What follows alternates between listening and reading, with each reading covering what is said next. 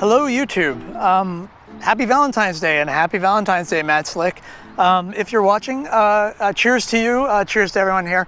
This is a video I've been wanting to do. I've been on the fence about doing. I've thought about doing it at times and I backed off. I've got a lot of Matt Slick material on my channel. I'm not sure that I wanted to do another Matt Slick video, only because I'm not really interested in being an anti-Matt Slick guy. There was a time where I was irked by some of the arguments that he was putting forward, and I made some videos. Somewhat, they seemed like fun ones to undertake at the time. But really what I want good arguments from Matt Slick. That's really what I'm after. I don't have no ill will towards the guy. And I think he wants to have good arguments, and he wants to know what the objections are and be able to address them. If there's anything I'm convinced of, it's that I think he wants to have a proper understanding and a full, rich understanding of where his arguments go and what the objections are and where they fall, in his opinion. And so I want to help that here. This was really spurred by, there was a Bible Thumping Wingnut show on Sunday, and then there was an after show where Realistic Nihilist and Matt Slick got into talking about Joe Sonseed's discussion of morality with Matt, but quickly moved into Dr. Alex Malpass's objections to Matt Slick's formulation of tag. Alex presented some through a series of hangouts that were very they were really great to watch. It was nice to see nice civil discourse back and forth with a lot of charity on both sides. But through the course of these hangouts, based on what I heard the other night, I'm not sure that Matt Slick understands the objection. And I think he really should be able to present it off the cuff. I'm presenting it off the cuff. I don't have any laptop here or anything like that. And I'm going to attempt to help you understand. I think really what the problem is Matt doesn't understand the reasons for which these objections obtain and are relevant. And actually, it's not just Matt. I think there's a lot of atheists who say, wait, this is, we understand what he's trying to say, so can we be charitable here? And to some degree, we want to be charitable, but we want to be accurate as well. And Matt wants to form a deductive argument. Matt wants an airtight argument where if all of his premises are true, that he lands at a sound argument with a conclusion that must necessarily follow. That's what he's interested in. He's not just building an abductive or inductive case where he's going for plausibility or more or less likely. He's not building some cumulative case. He wants to build through true premises, get to a firm conclusion through a valid form. So I want to talk about that a little bit. But hopefully you can take this in a spirit of goodwill as an olive branch. Despite what you might see on my channel, I don't actually have ill will, and I don't mean to say anything mean about you. But this is just to everyone in general. I think people hopefully have gotten that from my channel, but we'll see. Anyway, so where I want to start with, well, okay, who's Matt Slick, right? So Matt Slick is a Christian of the Reformed tradition. He's a Calvinist. He's a presuppositional apologist in the Van Til, Bahnsen tradition. I don't really see him falling too much into Seitan Bruytenkate's obnoxious arguing. I think Matt's generally a pretty charitable interlocutor. Generally, I have some critiques of that on my channel, but I think those were warranted. But anyway, but certainly not the obnoxious form. I feel like you can have a conversation with Matt Slick, and I really appreciate that. Matt, what is a presup? So a presuppositionalist believes that that all rationality, that all reasoning, knowledge, truth, that all states of affairs are predicated upon the existence of the Christian God. And then that is by virtue of the impossibility of the contrary, that there is nothing else that could possibly account for these things, especially for these transcendental laws of logic, these things of the mind. There's a whole argument behind it that that goes towards nothing else being able to account for this. And so Matt's really undertaking as a presup a transcendental critique of his interlocutor's position and asking them to account for it. And the means by which he does this is he lays out this deductive argument, this tag argument, the transcendental argument for God. So what is a transcendental argument for God? Well, before we get into that, let me first get into an important concept that I think we're going to have to wrap our heads around. And this should hopefully help you understand one of the objections. I have a video on my channel called Matt Slick and the Clever Caller. And in that, a friend of mine named Butt, who I know on G+, not super close with him, but I know of him. He went on to Matt's radio show and tried to explain through lack theism, something that Matt is sympathetic to, when atheists make this I lack a belief argument. Through that, Butt tried to show that the concepts of wide scope and narrow scope negation, and I don't know that it came across. So let me try to bridge the gap here and help you understand one of these core concepts. So Bertrand Russell had this famous proposition called, that went, the present king of France is bald, right? And what he said was, he demonstrated a problem with this. He said, is that a true proposition or a false proposition? Well, we want to say it's false, that the present king of France is bald. But we don't want to say that well, first off, there is no present king of France, right? So we don't want to say the present king of France is not bald. That would be equally false. So we have the present king of France is bald, and the negation can't be the present king of France is not bald, because we know there's no present king of France. So what's going on here? What's happening? And what Bertrand Russell and others pointed out is that there's a narrow scope negation being applied, but that's not dichotomous to the entire proposition. It's not to contradict the entire proposition. And really what you want to do is you want to have a wide scope negation of this. This is to negate the entire proposition. And so either it's the case that the present king of France is bald, or it's not the case that the present king of France is bald. And that actually, that applies with the law of excluded middle, where there is no intermediate in between it. Those are the two cases. Either it's the case that the present king of France is bald, or it's not the case that the present king of France is bald. And entailed within that is a falsification of the present king of France existing at all. It negates the entire thing. Well, at least that there would be one and only one, in that he would be bald. It negates that.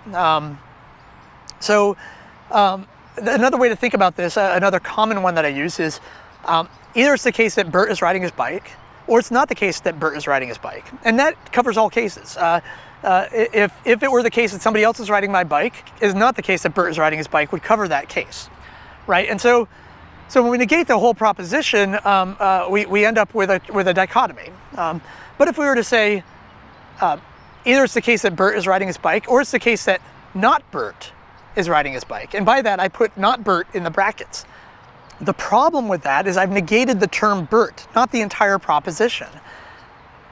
And so it may be the case that, like I said, if we said it's the case that Bert is riding his bike, or the case that not Bert is riding his bike, well, that's not a true dichotomy. It's not a dichotomy, it's a false dichotomy, because it could be the case that nobody's riding Bert's bike. Not even a not Bert is riding his bike. That there's nobody's riding his bike. And so hopefully you understand, with the present king of France and Bert is riding his bike, why the wide scope negation of the entire proposition is critical. You need to be able to capture all cases. So let's take I'm going to ask that we're going to break your argument for a minute and go with the broken version to demonstrate that problem, and then I'll get to what you tend to argue, which is the correct version, and why that doesn't follow. But first I want to talk about the broken version, the version that offers not a true dichotomy. And this happens when Matt gets talking a little fast and loose. And it happened last night, actually, when Realistic Nihilist said to him, well, that's not a true dichotomy. He called him out on it. Because I do want to go over the issue with Alex, and I do have a response, but I'm going to write it up. But nevertheless, here's something I was looking at. If you look in the text, either the transcendent nature of theism, God, or the non-transcendent nature of atheism, not God, accounts, and what I mean by that is provides a necessary precondition for the laws of logic. Yeah, I think that's a false dichotomy as well. Why? God or not God? How's it a false dichotomy? Because it might be the case that there is no account for the necessary preconditions of laws of logic. So that I would say that's the same thing as when Alex Malpass spoke with you, that's the same thing as the toast or not toast. That was it. Yeah, the not toast is a misrepresentation of the argument. And it was because of the way that Matt had actually scoped the negation. And this would be like the present king of France is not bald. He had scoped it improperly. And what he said was, Either it's the case that the Christian God accounts for the laws of logic, or it's the case that something else accounts for the laws of logic. And that would be the not God accounts for the laws of logic, right? And that's not a true dichotomy. That's not a dichotomy. That's a false dichotomy. So either it's the case that the Christian God accounts for the laws of logic, or it's the case that something else accounts for the laws of logic, is what you ended up saying last night. And that's not a dichotomous relationship, because there is an excluded middle. It is akin to the present King of France doesn't exist. Maybe it's the case that the laws of logic don't have an account, that there is no accounting for them. And that's not covered by your dichotomy. You want it to be covered by your dichotomy because you want to capture all things in that first premise. Everything's going to follow from that. So that first premise has to be airtight. But the problem is that when you frame it correctly, all right, let's say it's the case that God accounts for the laws of logic, or it's not the case that God accounts for the laws of logic. Well, this becomes, when plugged into a disjunctive syllogism. So what is a disjunctive syllogism? A disjunctive syllogism is saying something to the effect of either Bert is going to go for a walk, or it's the case that Bert's wife went to Costco. And that would be a disjunctive syllogism. That would be to say that if this, it's either the case that this or this. It's either the case that Bert went home for lunch, or it's the case that Bert went for a walk. And that would be a disjunct of two propositions. When you have a disjunct of two propositions, if you can establish the truth of one of those propositions, you can go somewhere from there. But in the case of taking a dichotomy, so if we take the dichotomy, God accounts for the laws of logic, or it's not the case that God accounts for the laws of logic, you'll notice that the dichotomy is already a disjunct, right? Either I am sitting up, either I am sitting, or I am not sitting. That's a disjunct already, and that is entailed by I am sitting. I am sitting. If it's the case that I am sitting is false, that is to say the same thing as the disjunct. Either it's the case that I'm sitting, or it's the case that I'm not sitting. So in the case of setting up this dichotomy and running it through a disjunctive syllogism, you end up with a trivial proposition. And a trivial syllogism, you end up saying either it's the case that God accounts for the laws of logic, or it's not the case that God accounts for the laws of logic. It's not the case that God accounts for the laws of logic, therefore God accounts for the laws of logic. And that's a trivial, that you have essentially just said your second premise. It's not the case that God accounts for the laws of logic. That's it. If you establish the truth of that, you don't need the rest of it. That entails all cases, right? It becomes trivial. It's essentially a P equals P, right? So it's essentially like saying, either it's the case that I'm sitting down, or it's the case that I'm not sitting down. I'm not sitting down, therefore I'm sitting down, right? Like, you don't really get anywhere. And I think, in essence, what Matt really wants to argue, being charitable here, is you want to argue you don't want to argue the dichotomy through the disjunct.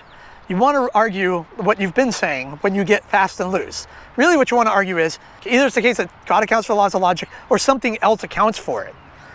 And you really want to have that as your premises. But the problem is you've got this middle that you haven't excluded yet, and that is that they need accounting for. And so really, Matt Slick, what you need to do is you need to have that argument and include a premise that either argues for the principle of sufficient reason, the PSR, that everything must have a reason. That would then make it such that the laws of logic need an accounting for. They need some reason behind them. So add a premise for the PSR, and you need to conclude the PSR, or you need to put in a premise that denies brute factness, that argues against brute factness, which essentially would be an argument for the PSR. It would be that there are no facts that just obtain. If you can do that, then you can make this argument. But you have hidden premises in there right now, as it is, and you need to find a way to exclude that middle. You got to be able to get rid of it so that your argument then becomes airtight again. So that's a little bit of help for you. Hopefully this demonstrates why running, number one, why the scope of negation matters, number one, and that you're always getting the wide scope. If it's your intention to build the dichotomy, you got to make sure you maintain the dichotomy if you're going to argue that deductive argument. Or if you're not going to have the dichotomy, which I would suggest dumping it, you need to get some extra premises in there that make it the case that you're arguing that they need accounting for. And then I think you have the hurdle of demonstrating that it's not the case that something else, that's not the case that something else accounts for the laws of logic. That's a huge burden. Demonstrating that impossibility entails you either coming down with a knockdown argument against all other explanations, or it entails you demonstrating every possible worldview, not just the ones we've conceived of, but every possible one being impossible, that they couldn't account for it. And I think that that's why you're trying to maintain the dichotomy, is that you're trying to make it such that you don't have to do all of that work. And in actuality, you have a middle in there you haven't excluded, and you need to do all this work. So in any case, hopefully that sheds some light on it. Just remember the present King of France is bald. That will help you remember the negation, okay? And remember that the other objection that he had is if you form a proper dichotomy running through a disjunct, you end up with a trivial proposition. You end up basically asserting that something is the case, that P equals P. If it's the case that it's not P, therefore P. And that's essentially it. That's it. That's your trivial thing. And anybody could say that. Either it's the case that if it's the case that I'm not sitting, then therefore I'm sitting. That's it. Well, anyway, hopefully that helps. Cheers, and take care, everyone. And thank you for watching. Bye-bye.